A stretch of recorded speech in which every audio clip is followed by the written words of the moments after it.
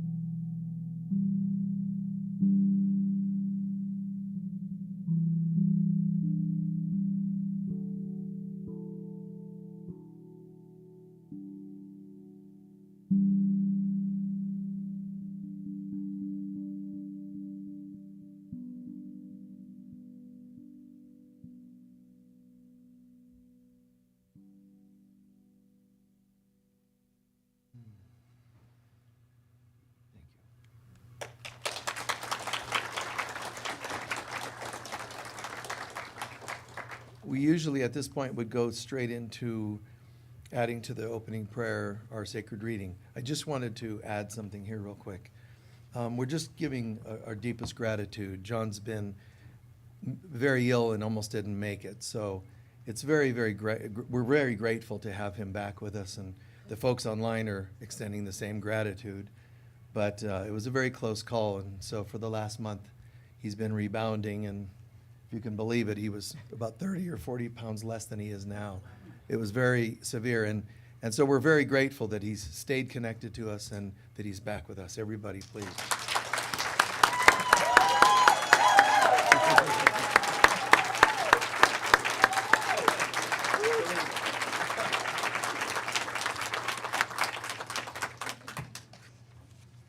It's great to have you back, John. Please join me in reading our mission statement, which you will find on the white cards on the seat backs in front of you. And together we say, the Global Center for Christ Consciousness is a spiritual center for students and masters on the spiritual path. We are dedicated to awakening the inner Christ and to creating a world of love, peace, joy, and abundance. And now for our sacred reading for today. From Saint Therese of Lisieux. We must practice the little virtues. This is something difficult, but God never refuses the first grace, courage for self-conquest. And if the soul corresponds to that grace, she at once finds herself in God's sunlight. Holiness consists simply in doing God's will and being just as we were made to be. In the onset, we must act with courage. There is unwavering peace today when an uncertain tomorrow is trusted to our unchanging God. By this means, the heart gains strength and victory follows victory by understanding our greatness is not found in our name, but in the soul.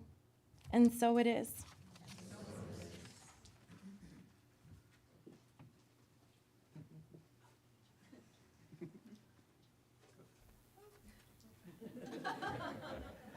We're so thrilled to have him back. Let's give him another warm welcome. John DeMoss, everybody. Woo! Thank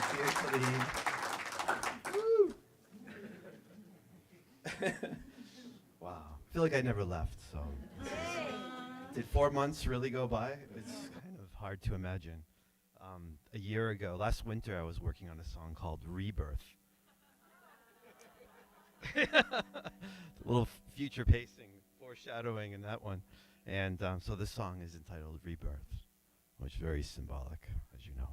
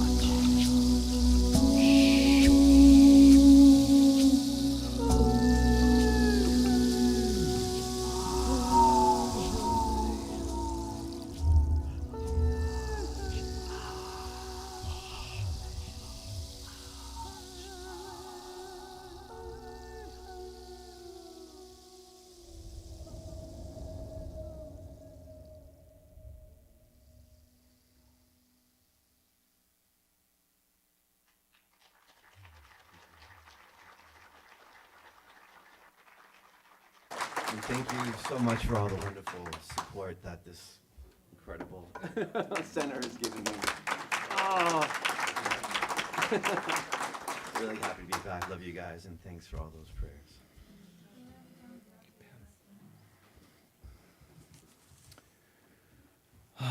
Beautiful, yes? Those of you who are guests, my name is Michael Mirdad, and I serve here as part of our spiritual leadership. The other parts of our spiritual leadership involve our chaplains, our musicians. To us, it's all connected. The attendees, including the ones online.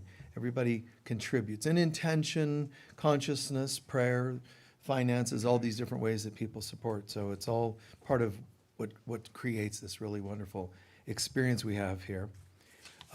There's a kind of a funny story. Hope you don't mind my telling this. I won't use your name, but a guy came to Sedona a few weeks ago. I think it was from overseas. And while he was here, you know, he was doing things that people do. So he was doing mushrooms, because that's what you do in Sedona. But he was doing some mushrooms, and later that day, he thought, you know, he was asked, you know, do you want to go to church? And they opted to come here. So he was sitting outside, and he said, I was just still, whoa, you know, stuff's still happening. And he was sure that he was still experiencing the mushroom, the effects, because he said, then I saw a fairy go by, and then I saw like a genie, and then I saw an angel, and he's like, wow, you know, that stuff's still kicking in, you know. Came inside, and he said, and then I saw more of these kinds of bizarre, colorful things going on. And he said, finally, there was a point where I came out in an outfit. Oh, no. And he said, are you seeing what I'm seeing? To the person sitting next to him. And they thought, oh, the poor guy, you know, he's tripping. So they said, yes, it's Halloween. Oh. Because he wasn't from this country, so I guess he didn't know what we did. So isn't that funny? Wow. Sedona really is tripping, man. I'm seeing a genie and an angel and a fairy. And oh, too funny. What would you like me to talk about today? How about rebirth?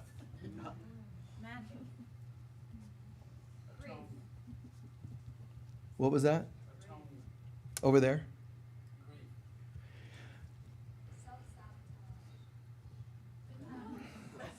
That's a good one too, yeah.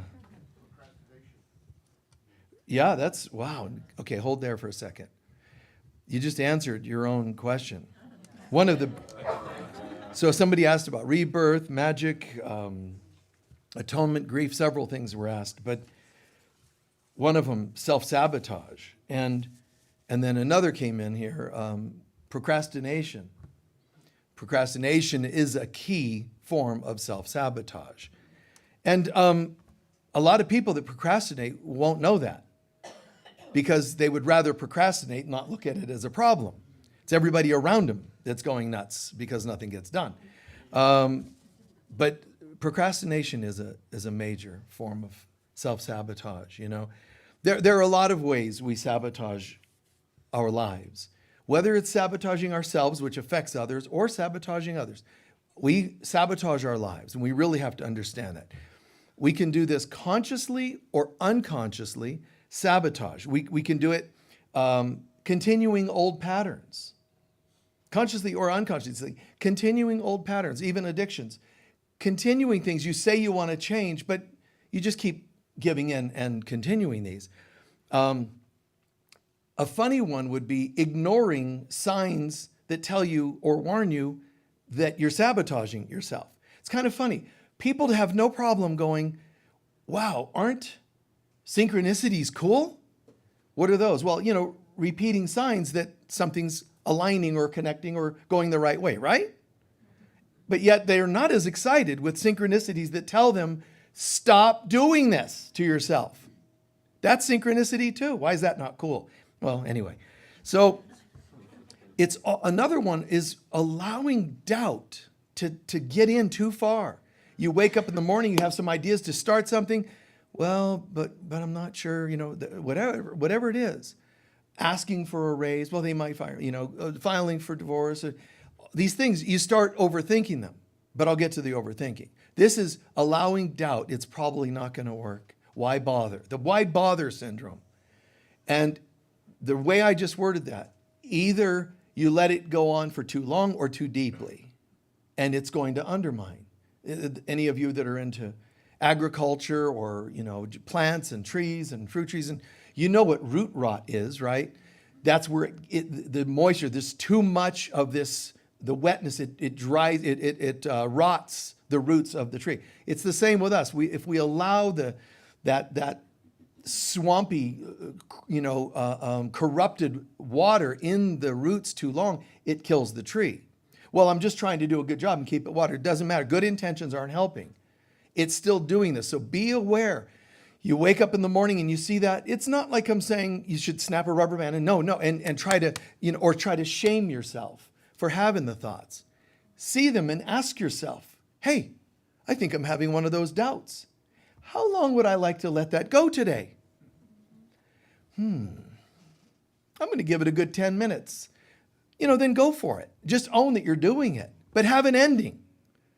Bing, phone goes off, done.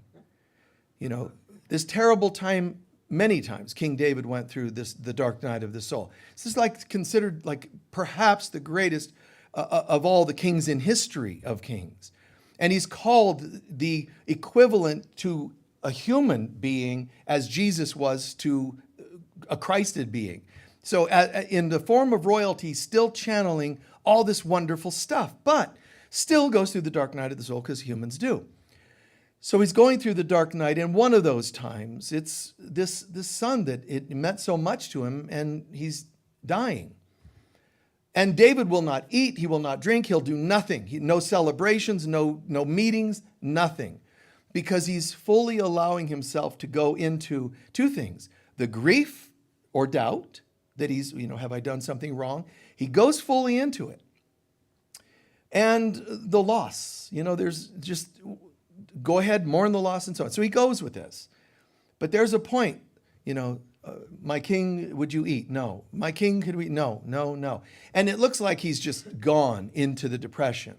But the story tells us there's a point where they say the child has died because it was sick but not dead yet. So he's waiting, and it dies. When it dies, he gets up, removes everything, washes, and says, let's have a feast. And they're like, man, this guy's like bipolar. 1 minute he won't do anything. Now he wants to have a feast. And the lesson is mourn when you have to mourn and then get up. When you've changed what you can, accept what you can't, and get up.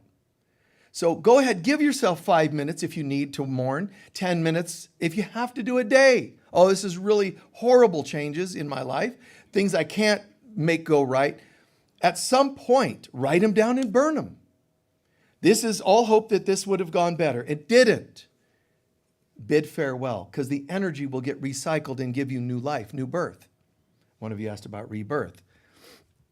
You can only rise as far as you fall. People, human beings, love the idea of a new life, but they won't recycle the old one. Well, I'm going to keep it just in case. Self-sabotage. I'm going to hang on to just in case. I've known people that have hung on to former partners until they know that they got another one locked into place. That's kind of weird. Well, I just want to know I got someone there. Wow. Anyway, it's just like dysfunctionalhookups.com,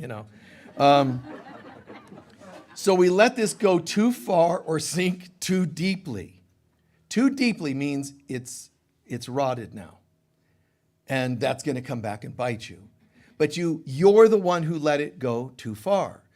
Take control of your life. Take ownership of your life. This is as far as I'd like to let this go. And sometimes just ask good questions. I'm feeling doubt about this. Again, your counselor could say, your motivational counselor, whatever it happens to be, your sponsor, doubting again. Yeah, I don't know if I can do it. I don't know if I can recover. I don't know if I could do this or that. Okay, let's do it again. and ask really great questions. Do you want the karmic effects of losing your commitment to changing, or would you like the gifts of change? Who in their right mind is going to go, I'll take dysfunction for 20, Alec? Why would you? You wouldn't, and you should be able to laugh at it. See it for what it is. If I let this go much further, I'm going to be lost in it. You see? Do things like that. Catch yourself and ask yourself, do you really want to go there? No, but I do have some legit doubts. Okay, so here's what we're going to do. We're going to ask for the spiritual cone of silence from Get Smart. And while you're under the cone of silence, so that no beings can hear you, get it out of your system. But I'm just worried, I'm just concerned, this and this and that and the other. Get it all out of your system. Let's straighten it out. Are you ready to commit again? Yes. Let the cone of silence go up, because you want to be careful that the universe isn't hearing you commiserate again and again. Because your state of mind is what gets reflected back as a life. So do you really want to let go too far, too deeply? And that leads to another, which is the overthinking. Doubt leads to overthinking. If you have a propensity to doubting, you're going to start overthinking. Overthinking, I could do a whole, hours and hours just on that. But overthinking is an interesting thing, because when I start to doubt emotionally, which is the second chakra, my emotional center, I'll start to overthink. That's meaning that I'm going to fire up the neurons in my solar plexus called the abdominal brain. So in other words, if we're talking chakras, when things are not going well in my material life, root chakra, I start to worry, emotional chakra. Once I start to worry, my ego convinces me, you know how you should deal with the worry? Let's think about it a lot. It never works. The overthinking doesn't work, and it just says, no, but I got you distracted, didn't I? What it doesn't want you to do is go higher here to where you'll say, this pain is too much. God, what would you have me do? Then it's all over for the ego in that moment, for that challenge. So it needs to get you hyper reactive so the head kicks in. Everybody struggles with this to some degree, but we have to learn to see it for what it is. Whenever you find yourself overthinking, it's the head, but it's not the metaphor of the head here, the brain, the abdominal brain, because we're talking chakras instead of neurology and anatomy. So the abdominal brain kicks in. It's going to overthink to try to solve. But what some people say, yeah, but the solar plexus is about fear. To a degree, yes.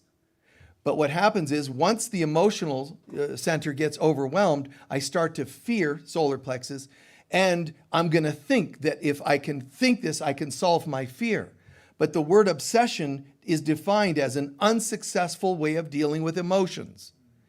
Obsessing cannot solve your problems, and yet everybody obsesses. That means we're absolutely addicted to doing the very thing that will not work to solve our problems. Bring them to the altar in here. Yeah, but I think I almost got it figured out. Really?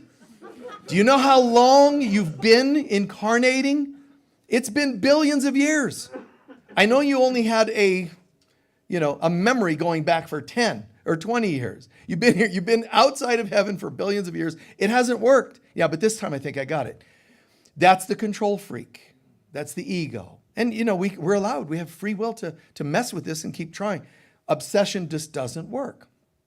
So there's another factor, and that is people do not understand the connection to faith and patience, which we'll come back to, I think. But patience and faith are very much connected. So when I get in hyper mode, I'm obsessing, it's an unsuccessful way of dealing with emotions. Whether you're obsessing on something you want, like an addiction, a chemical or drink, or obsessing on if only I had been there for more, they wouldn't have left me. If all the if onlys. That's the mantra, the 2-word mantra of the ego.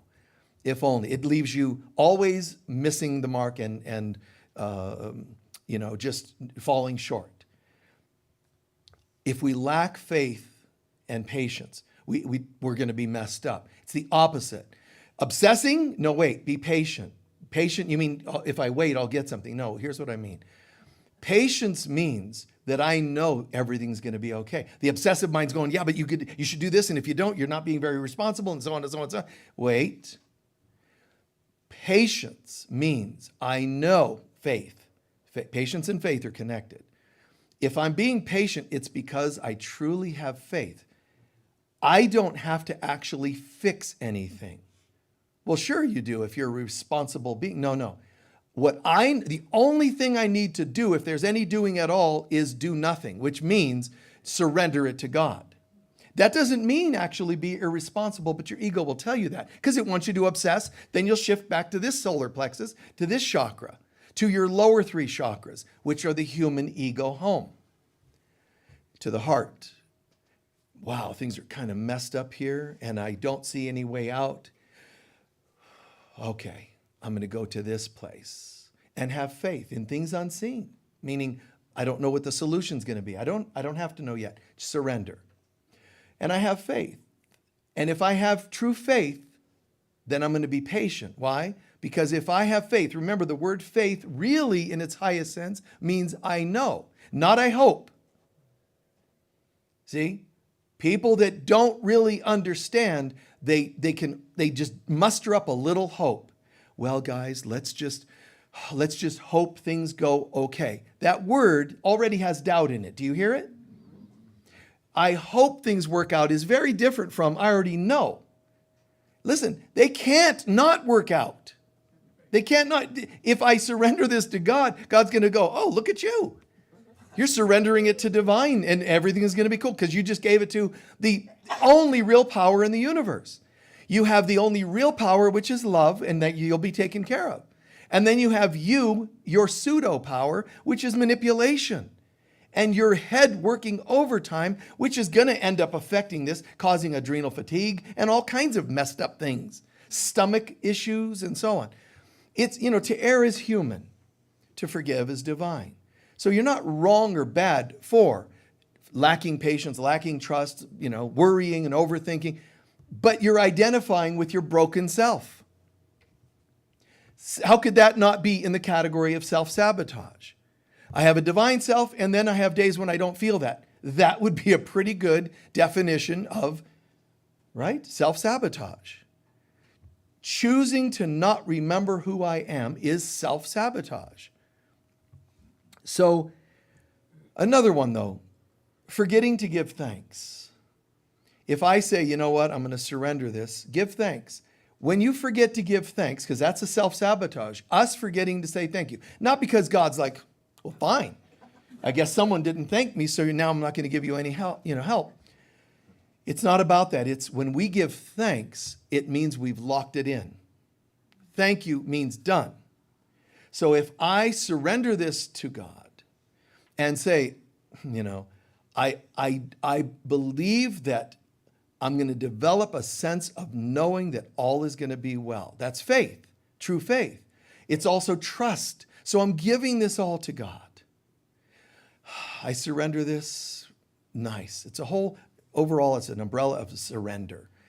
I surrender to you, God, and you can ask, give me the trust, give me the faith. You can ask to get a boost of that. But it isn't really God saying, well, since you've asked, I'll give you some. All that God is already here. But when you say it, you're allowing yourself to open up to it more. But my point was and is, give thanks because it locks it in. When you say, I'm trusting all is well, thank you. Thank you means, and so it is. Or, and so mote it be. You see what I'm saying? Now it is. It's not, okay, I'm surrendering it. And thank you. You don't typically say thank you to something you didn't receive. Right? It means I got it. Message received. And one more, willpower. Human beings are generally weak-willed. When you follow your ego, it's funny because the ego tells an athlete, I'm going to make you the best athlete. The ego tells a politician, I'm going to make you win the election. The ego tells you you're going to be strong and you're going to survive. And listen, The ego's version of survival means just to barely get through if you're lucky. But the ego, look at how many people, look at your exes that got all the money in the divorce. They acted powerful, but they're not. They're actually acting powerful because they're so weak and so afraid that they have to be louder, more annoying, and they seem to win in this world. But if you have faith in God, you'll know that part doesn't matter. And that's what's really challenging, because we're supposed to be having faith in the thing that doesn't always show evidence of itself. And you don't know when it'll happen. The ego is easily going to promise you, I will give you immediate results. You know, I got God who knows. God's got this divine timing thing. And the ego's like, now, I like that. It's like the difference between fast food and preparing, a tea that takes hours and hours to simmer. It's like, no, I want to be fixed now. I want to see my ex suffer. I want to win this court case. I want. But behind all that is wanting, which means needing, which means you're empty and you need something fixed. Oh, but we don't want to go that far into looking at this. I just want what I want. So it gets very, very tricky managing all this. And so learning to ask questions again. If I get immediate gratification, I know what that results in. And use a metaphor, a date. I want immediate gratification. I'm feeling very lonely. Go to a bar, and how's that going to work out generally? I want immediate gratification. I think I need a lot of nutrients. I'm feeling kind of sick. I think I'll hit fast food restaurant, or drive-through or whatever. Do they usually say this is the place of nutrients? Welcome to McNutrients. No, they're just, it's just some, kind of cardboard ground up and pasted together and with flavoring that, wow. And there's not really nutrients. That's called biocytic food that actually destroys cells, versus biogenic, which is cells that get generated or brought to health. I think I'd like some biogenic in my life, which comes from your attitudes, not just your foods. Your attitudes. Even your ability to breathe more fully, generates life. And when we're afraid, when we're doubting and overthinking, you're actually not breathing very fully. You're just barely getting by. And the ego says, welcome to the school of survival. I promise you, I can get you to survive something. I like that. People like to go to survival schools, but no thrival schools. I think I'd like to thrive. Oh, well, we don't have any of that here for you. At best, you'll just get by. And we take it hook, line, and sinker. So, but I'm not suggesting fighting, hating, resisting the temptation to doubt. See it for what it is and ask appropriate questions. But make a choice. I could choose this. I see some doubts. I see that I'm overthinking. Don't push it away. Just stop and own it for a moment. And then try this. I'm going to make a conscious choice that despite the way I feel, don't pretend you're not, despite the way I feel, doubt, overthinking, I'm going to surrender this to you, God. And I want you to teach me how to feel your presence, despite the way things look. Bring in something new. You see what I mean by that? Call in the presence of God. Don't try to decide what that looks like. Just know this. Watch for the symptoms and remember to give thanks. Even in advance. Even in advance. Well, I haven't seen the results yet. I know. Just give thanks. But if you're going to stall thanks at all, which is self-sabotage, remember this. When you see a shift in your feelings, 1 minute I'm totally upset, I'm doubting, I'm fearing, and I'm overthinking. How is it that 60 seconds later, I'm like, I just noticed I went to wash my hands and I started singing? Well, wait, what happened? Something shifted. If you don't own those little shifts, you will not have bigger shifts. Own them. Give thanks for them. Something that's called a miracle. I was fearing and doubting. Now I'm singing. That's strange in a good way. But call it a miracle and give thanks for it. You guys are asking about, for example, atonement. Atonement, it sort of has two meanings. At-one-ment. So getting into a state of atonement means I got all this worry, all this doubt. Wait. What is your will? Your will, I don't think, is this thing that I'm doing. So what is your will? Peace, happiness, self-will, self-worth. Wow. So I sit for a moment, breathe in love and self-worth instead of fear and self-doubt. Love and self-worth, love and self-worth. And I give thanks that I did that I accomplished it. Have I felt it yet? No, but give thanks anyway. Now, when you're doing that, you're making a choice to align with God's will versus alignment, which is a misalignment with the ego's version of things. The ego makes you fear, then it throws you a life raft which has a hole in it called obsessing. This ought to help you. Oh, it looks better than anything else around here.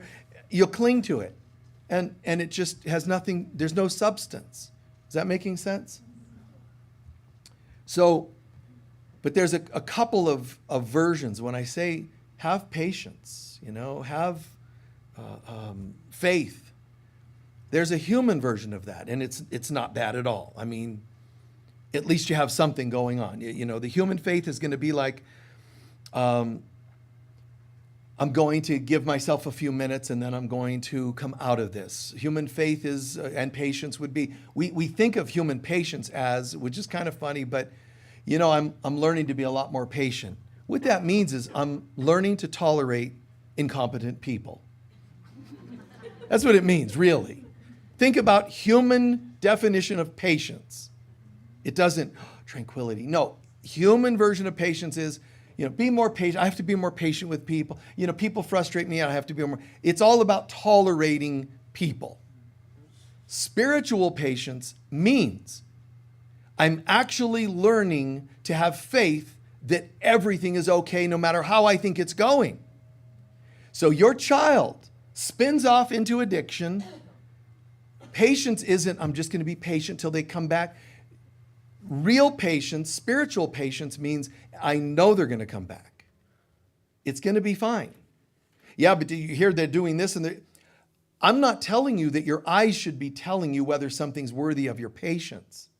I'm telling you it's in here. Know that all is going to be all right. And in fact, everything is already all right. But I don't see it. I know. Because I've already invested in these senses and this world, and I'm going to get back evidence to what my beliefs are about. If I believe that there's dangers in, then I'm going to see evidence of that. No matter what. That's what that phrase means. The immaculate conception means I'm going to hold an immaculate, pure, faith-filled vision of whatever it is that I'm looking at. An animal dies, the mother earth never mourns the loss per se of an animal dying. She never sees it as a loss, a death, because you're asking about death and grief. And she never mourns the loss. She knows as soon as one rabbit dies, the energy is already being recycled as a tree. And as soon as a tree dies, it's recycled as a dolphin. I mean, she's just doing this. Just massaging it, moving it. She never oh my God, a tree died. How am I supposed to have a good day today? It's not really good to anger Mother Nature. Somehow she holds this, and we have to practice that. But don't make yourself do it. Realize I of myself can't. Because my little self uses senses, and the senses will not bring good evidence back of faith in God in life. These senses are limited, so they're going to bring back scary visions. Instead, ask the Divine Mother to show you how to see through her eyes. Show me how to have faith in things that don't seem like I can have faith in. I mean, look at the things, how messed up things get for people with things like soul's purpose and career. Look how scary that can be. I know partnerships too, but we don't even know. We don't even know barely the time that it is of the day. What time is it right now? We don't even know that. How do you know the all then? How do you know everything's going to go badly? Well, because this is happening and an astrologer told me, and this is squared and full moon and Mercury retrograde. There are times when you're having a good day until somebody tells you Mercury went retrograde. Because you started having faith in what you were told. There are people that don't choose to believe that. Oh my God, Mozart. You know, he doesn't have quite like Salieri or whatever his name was, this more academically trained musician. He's got the external, because that's called survival. There's survival where you're barely leaking, you know, getting through to have a talent of some kind. And then there's compensatory talent, where you make yourself achieve. And people love that. Oh, my life was terrible, but look what I've achieved. And people are just like, oh, isn't that amazing? It's not that amazing. All you did was use your willpower to work harder to look like you did okay. But if your soul hasn't been healed, you're still not okay. There are people that trusted, because if you don't do it with God, then it isn't really being done. It's only being manufactured. So when you come from a different place and it just flows easily, you're not doing it to compensate or to survive. You're doing it from a place, you know, that's pretty cool, because Salieri is like training and trying to be a great musician, and Mozart's just doing it. And the other's going, I hate you. How do you do this so easily? I mean, great artists of today have done this. It's so challenging. And every time that you say, I've learned to plug into God, things become more easy and it's just channeled. You actually get competition and resentment from them. Why? Because they don't know how to do that yet. You're being an example. You can't shame yourself because that's self-sabotage. I'm going to feel bad because they can't do it, and then you let yourself down. You lower your own abilities. That doesn't make sense. And that's another form of self-sabotage. But there are people who just like almost entered a miracle time warp, a miracle bubble, I call it, where the limits of this world don't affect them. Jango Reinhardt, you know, he's a guitarist who had only 2 functioning fingers, and yet he's considered one of the greatest guitarists in history. And he's only got 2 functioning fingers here. And he just did it differently. I've mentioned in our online course, there's another guitarist of today, a guy that created heavy metal because he lost his fingertips days before going on their first tour. So he had to put these caps on and play differently, pressing harder, and it created heavy metal. The guitarist for Black Sabbath. These are people that went otherworldly. You know, they didn't just follow the standards of this world. You know, God, what would you have me do? I mean, in some way, that guy sits and goes, my whole life has been ruined. I lost my fingertips. I'm a guitarist. That's like saying I play harp and I have no arms. It's a bit of an inconvenience. It's messed up. But you know what?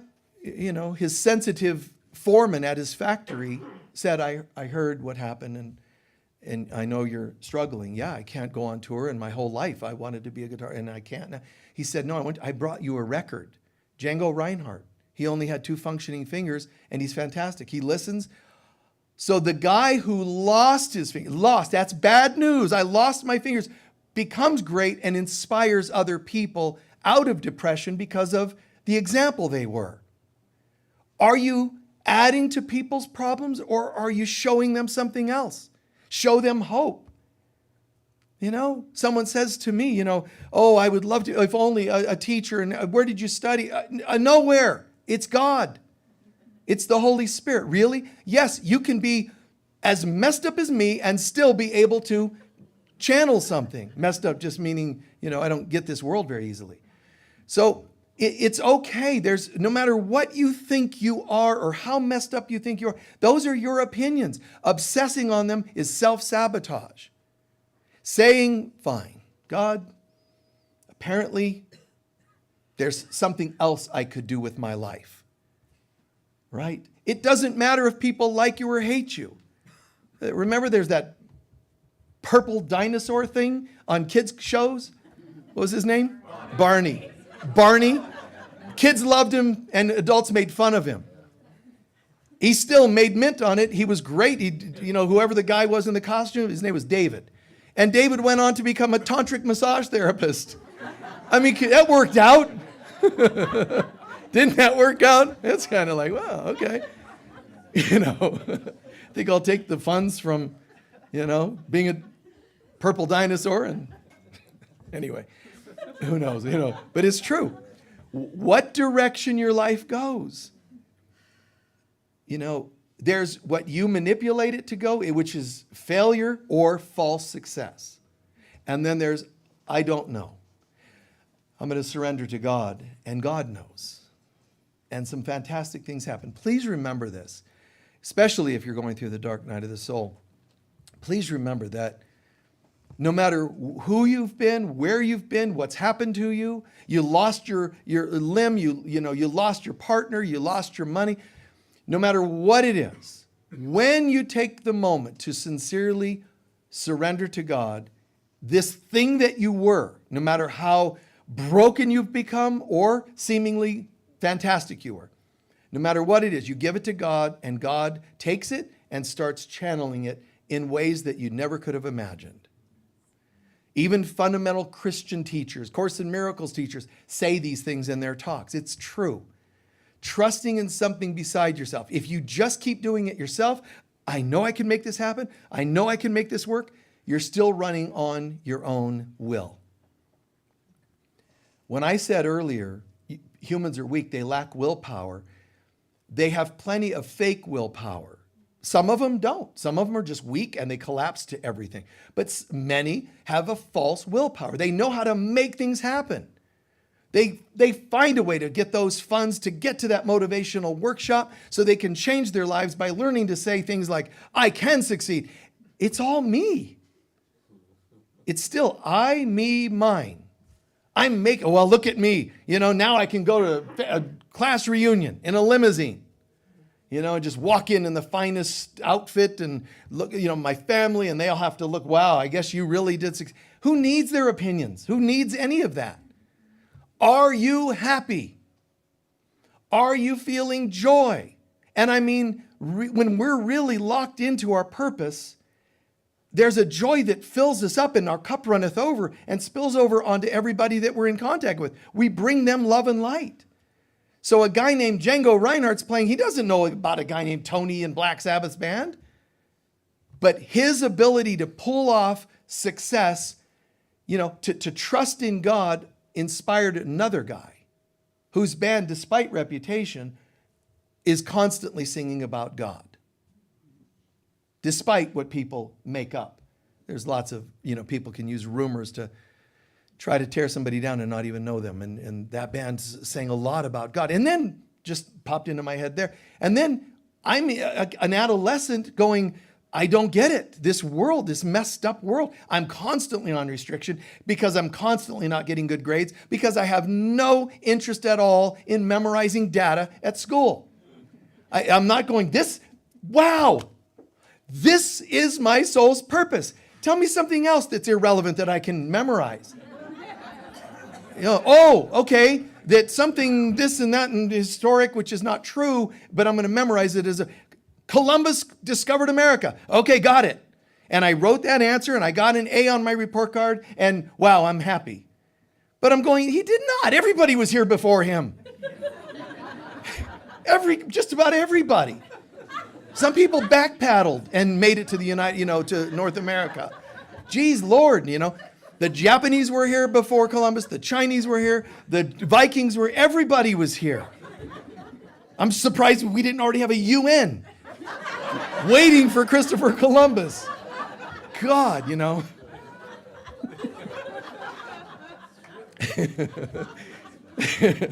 This whole multicultural group on the coast.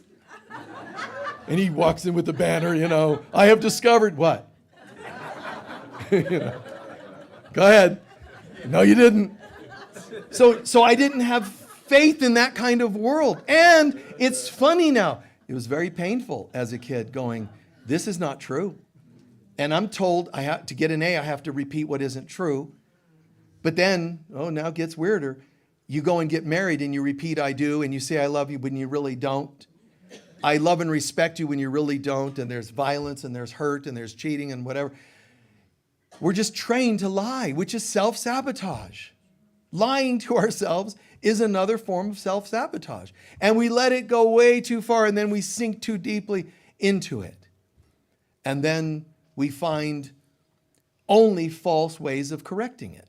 False ways, meaning, drugs, alcohol, anything to pick me up because I'm not up. But finding our real purpose, oh my God, it's like it fills us. It makes us feel joy that I can't not smile now because it's there. Can you imagine going, here's a winning lottery ticket. You won $20 million. Going, oh, I'm really sorry to hear that. Do you go into a frown over that? It's like immediately the kids on Christmas under the tree. Oh, is it Christmas? No, they're like excited. When things are plugged in, it lifts you. And when you plug into God, there's nothing like it. It lifts us. Now, I'm saying that, but I'm knowing as I'm saying it, some of us listening are getting the opposite of excited. We're like, well, this is great. He's explaining why I'm miserable, but I'm still miserable. Well, he's talking about when you find your soul's purpose, but when, where, how do I find it? There's talks on it. They're free. Go watch them. I've talked about it several times. We have a workshop. Sign up for it. It's every January. It's co-creating a new life. I mean, find some way. Learn about it. We even make things too complicated. That's another form of self-sabotage. Well, I heard to change my life, I have to do 800 things, and I have to do 8 hours a day. No, you don't. Who told you that? Well, my teacher, fire them. Fire them. Get one that says in 10 minutes every day you can change everything. Go for teachers that simplify things. Everyone finds an easier time falling in love with and supporting and appreciating things, teachers, books that simplify things. Christ consciousness, Taoism, that which is, isn't, except on Mondays when it partly is. What in God's name did that mean? Taoism, you can't understand it, but you know what he says? You can understand it. It's your ego resisting. This is so easy, you've forgotten how to understand it, which is supporting Jesus saying, you must be as children. You've got to get back to understanding how simple it is. Well, it's very complicated because there's and eras and yugas and planetary alignments and lost civilizations. It sounds complicated. It really isn't. All of it is said in the same story. You are and always have been a perfect holy child of God. You forgot, and that's when all this weird stuff happened. And when you're done pretending that this is real, you'll be back. Alpha and Omega means just that. I am the beginning and the end. And we go, really? What's in between? And God's going, what's wrong with you? I am the beginning and the end. So it's all right there. Yeah, but what's down here? Obsessing. That's what Adam and Eve did. What's with the other tree? Well, I'm telling you, don't eat from the tree of judgment, because then once you become judgmental, you'll fall. No, but I got to know what it tastes like. Is it like an apricot? Is it, yeah, that's a tree thing, right? It's an apricot, a mango or whatever, any of these things, and we obsess. We obsess on the mistakes we've made because we think, well, if I feel bad, it shows that I'm conscientious. No, it actually shows that you're dysfunctional. Judging yourself proves you're unworthy of the beginning and the end, your holiness. So really, this whole thing is about us letting ourselves off the hook. There's nothing evil about, well, I used to be Cleopatra, and there's nothing at all evil. And there's nothing wrong, but in what angle do you look at it? Do you look at the lifetimes that went wrong and that made you have an excuse for not surviving today and thriving today? Well, I would, but I was Cleopatra, and things didn't end well. So now, she was bitten by these snakes and she died that way. Now I can't have sex, or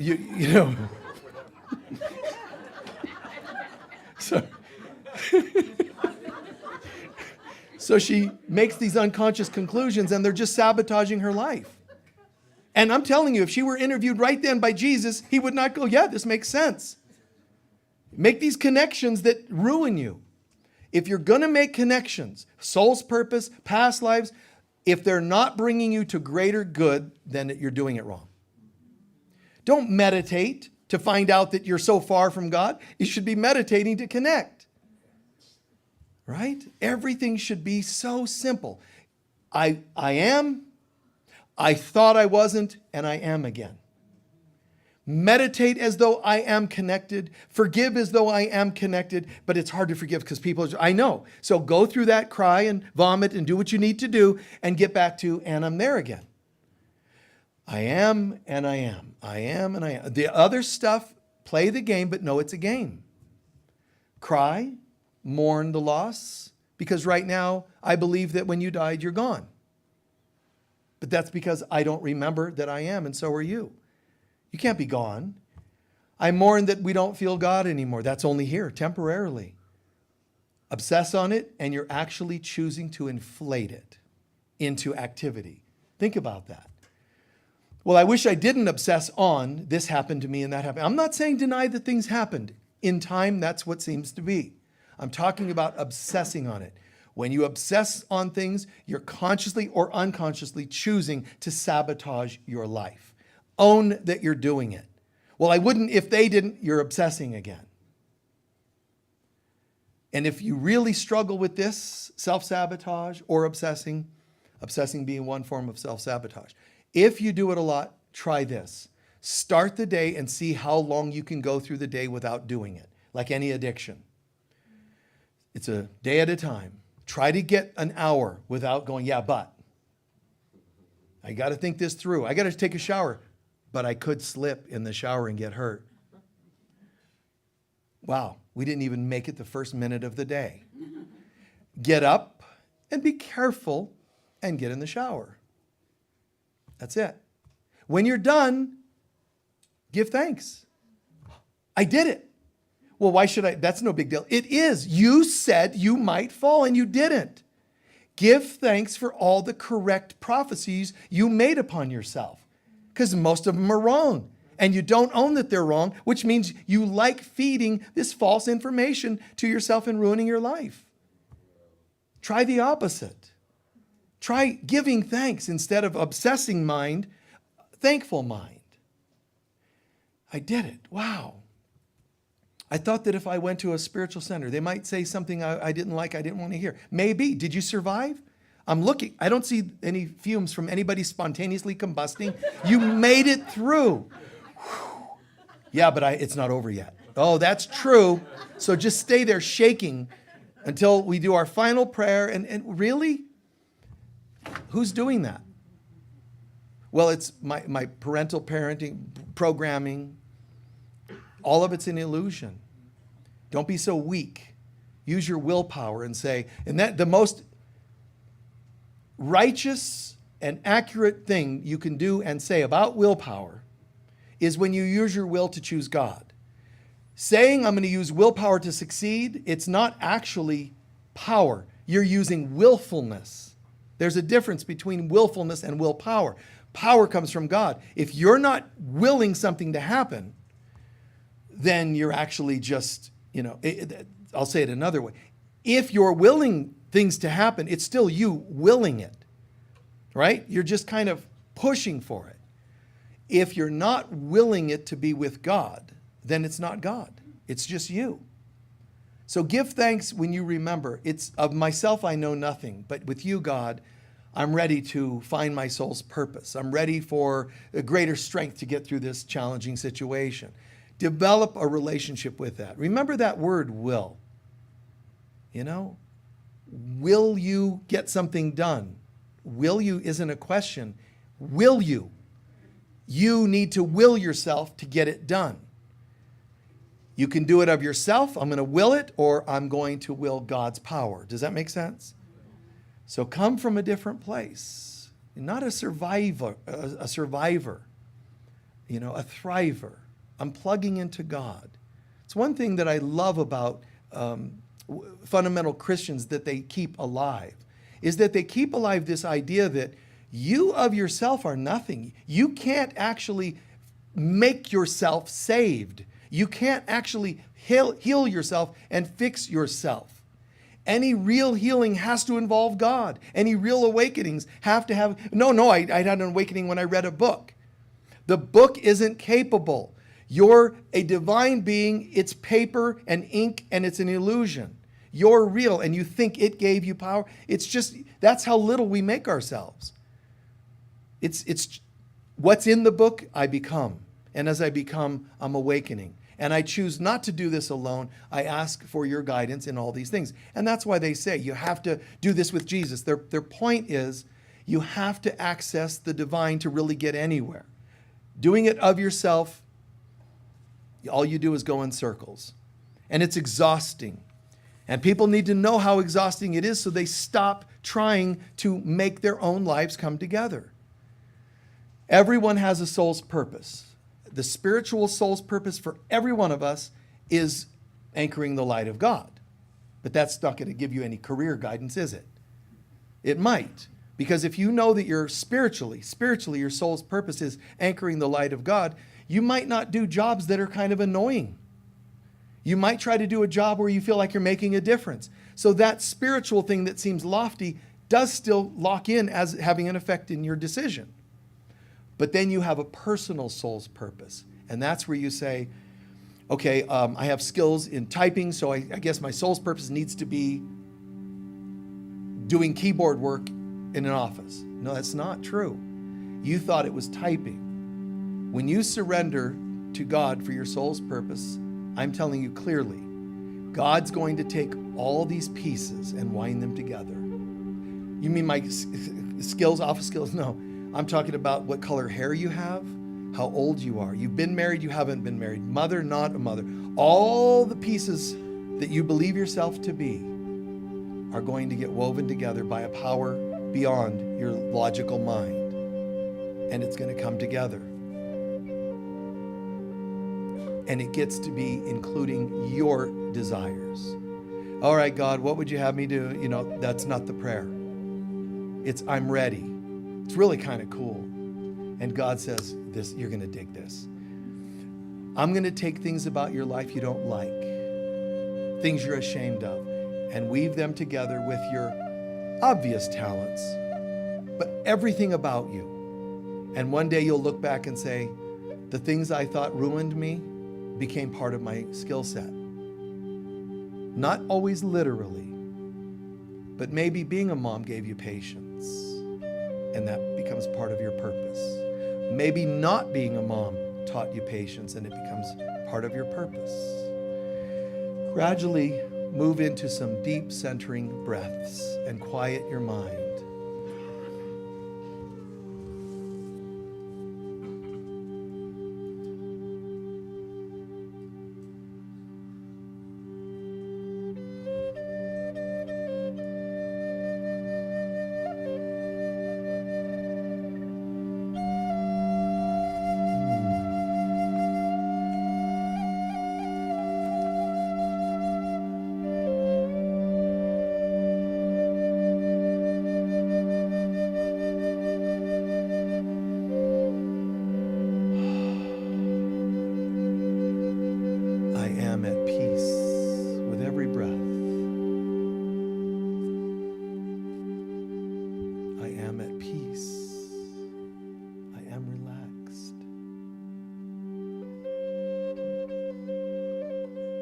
That's willpower.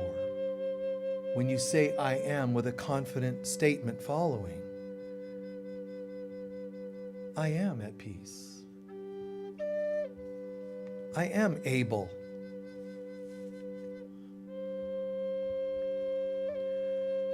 Today's meditation is a prayer. Father, Mother, God, we're using this moment to surrender our lives. Like being born again. I'm surrendering what I thought I was.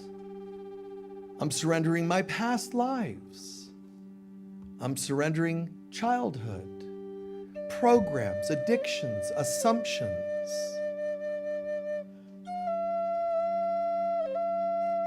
Things I thought were valuable and things I didn't think were valuable.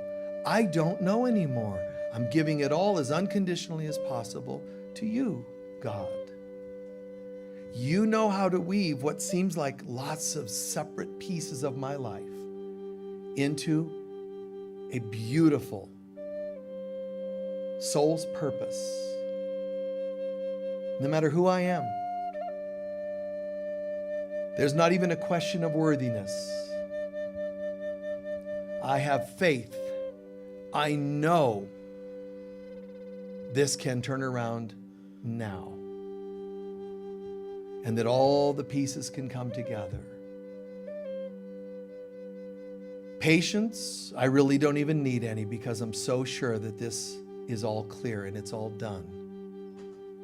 Even patience would imply that I'm waiting. There's no waiting. I fully trust you. In the name of Christ, my true name, my true self, I affirm these things.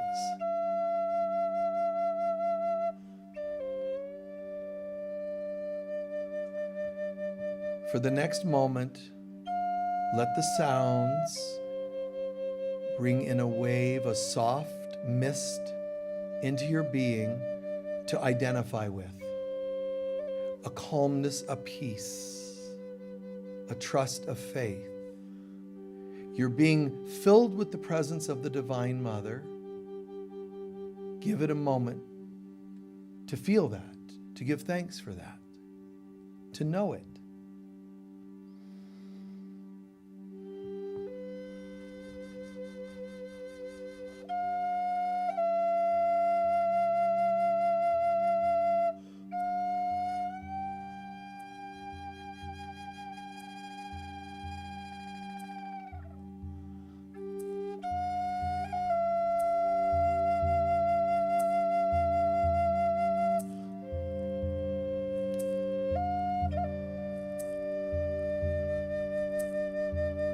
Every organ, every gland, every joint, every system in your being, every layer of your aura, filled with this holy mist that is the Holy Spirit. I choose no resistance or sabotage. I allow you to enter my being and give birth to my real self. And when my real self shows up, it can then step into its purpose.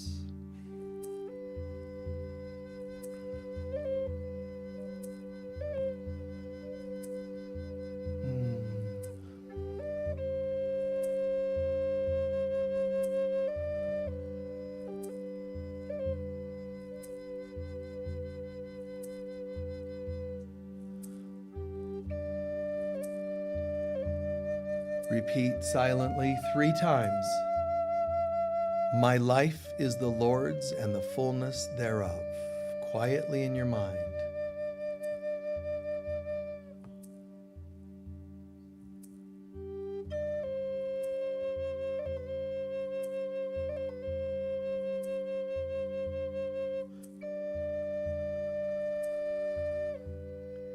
And now together, out loud. My life is the Lord's and the fullness thereof.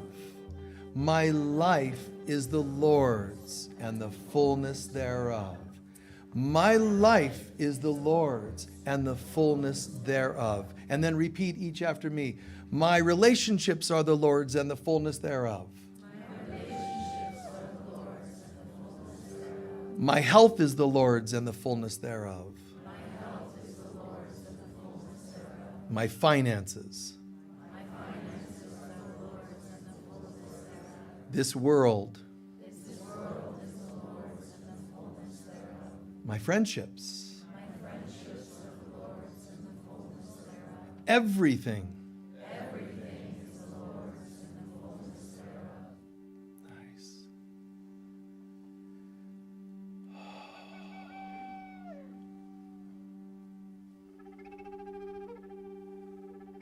Let the frequency, the vibrations in the room and people watching wherever they are, they're anchoring that light there. Let this frequency, the truth of what we just shared, said, affirmed, let it lift. It's fully here, but let an extension of it lift up and be distributed to anyone willing to soak it in.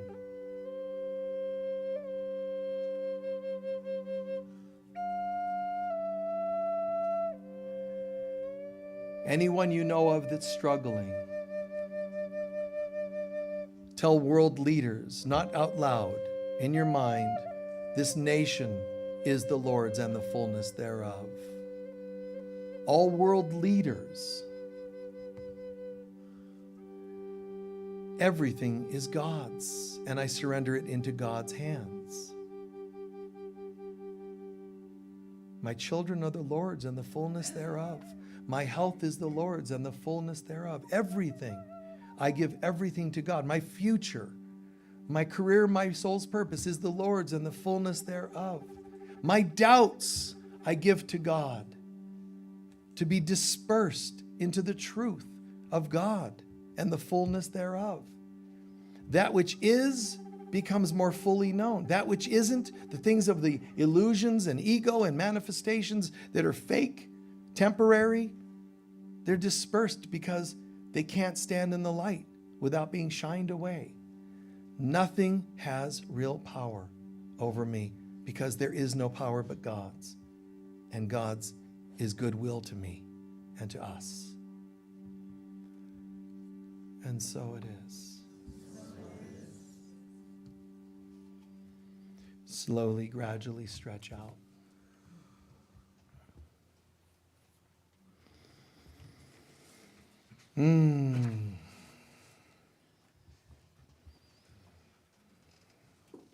Thank you.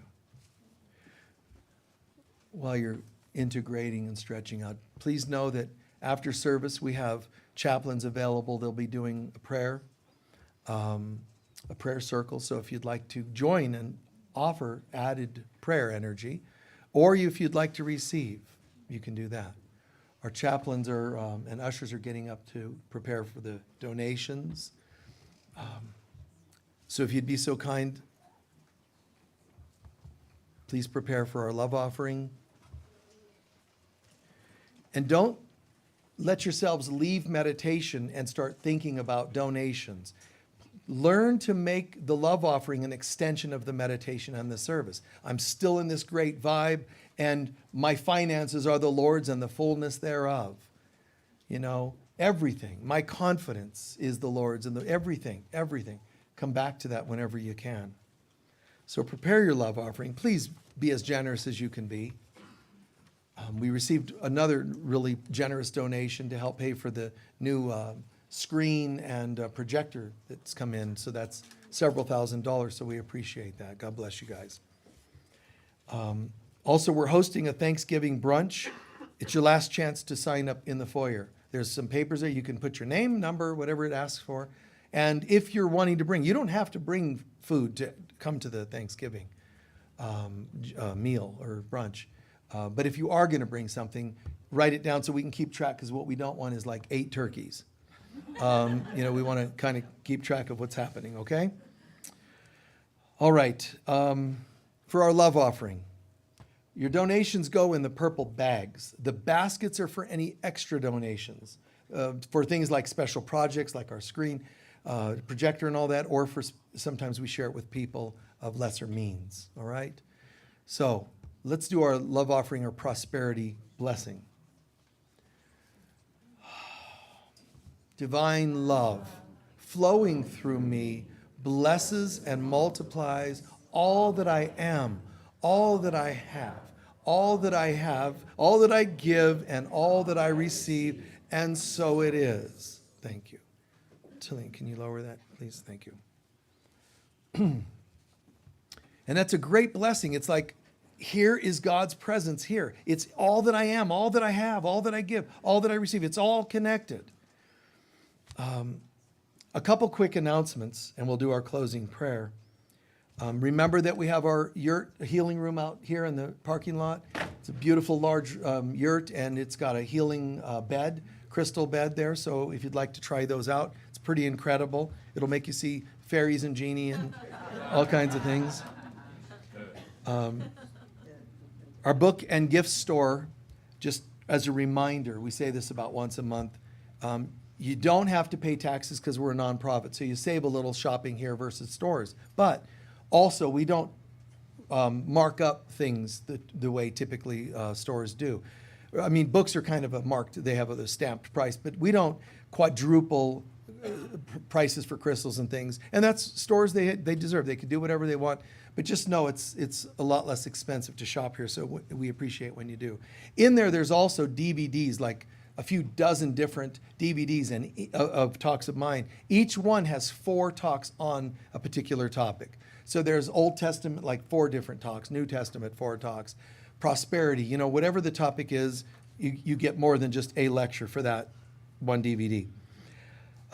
We have a QR code on our envelopes, so it's easier. You could scan those and donate there, but you can also try to remember to give feedback that goes on Google or whatever these things are, somewhere they get rated. So we appreciate your positive feedback. If you only have negative things to say, keep it to yourself. We have what's called the Enchanted Healing Room. It's open. It's only a block from here.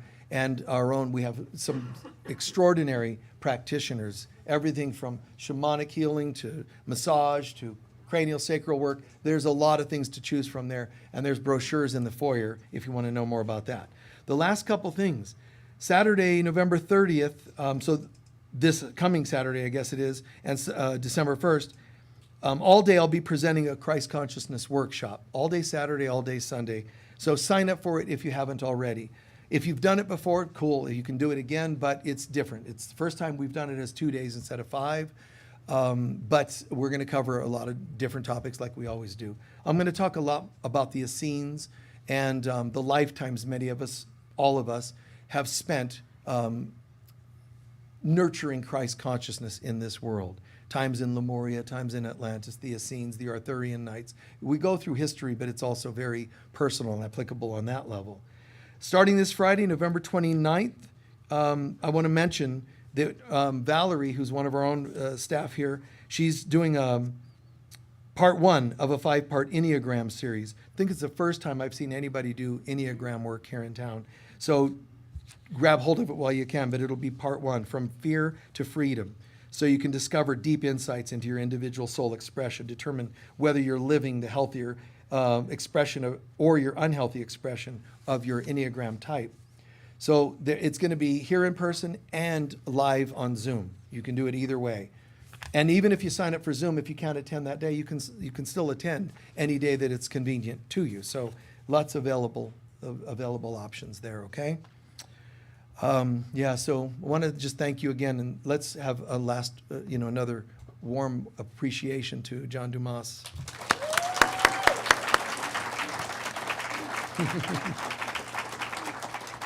We're glad you're alive, brother.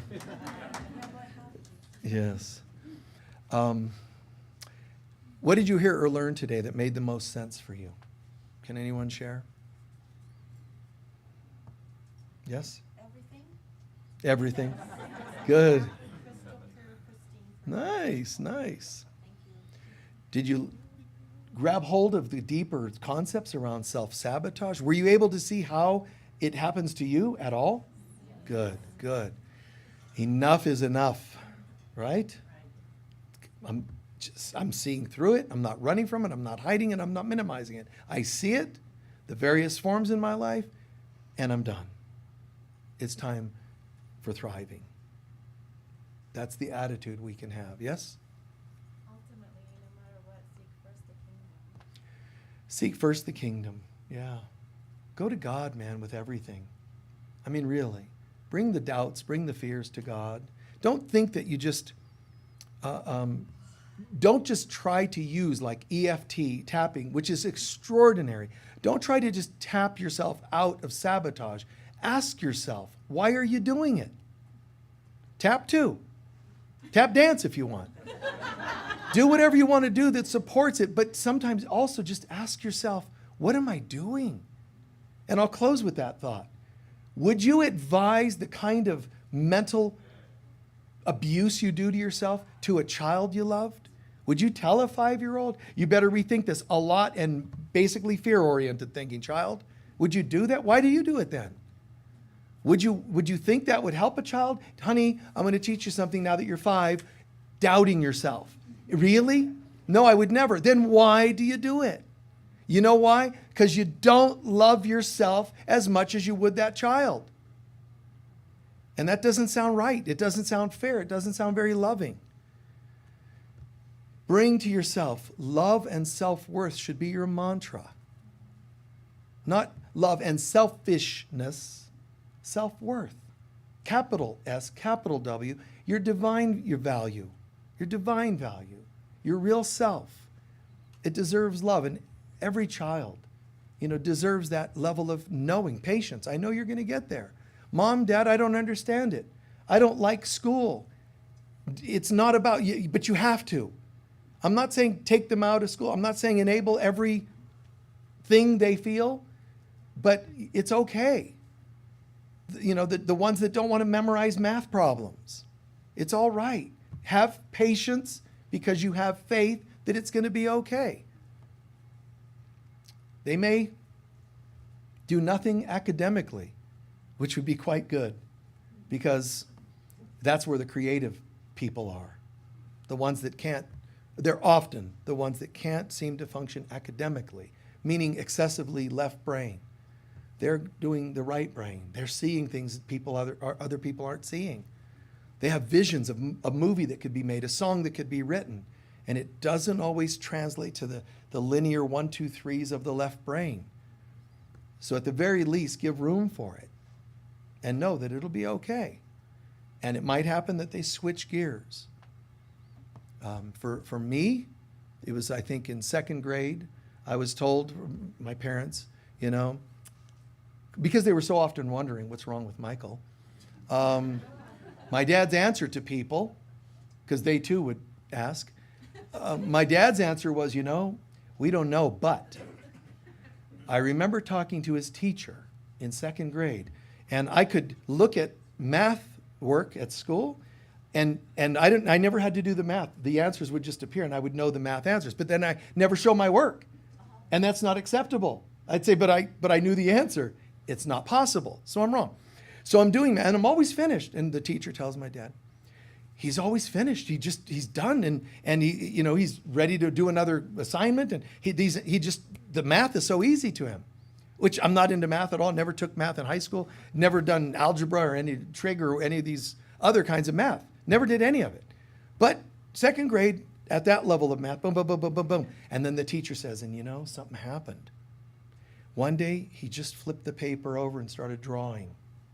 And that's when, you see, something switched from, this left brain thing doesn't do anything for me. It's easy. You want answers? Boom, boom, boom, there they are. And they're not good enough for you. Done.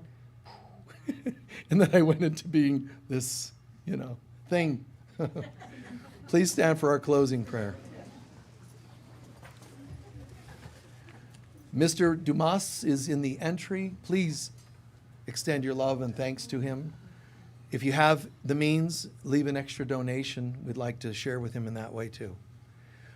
Our closing prayer, first a centering and breathing and gratitude.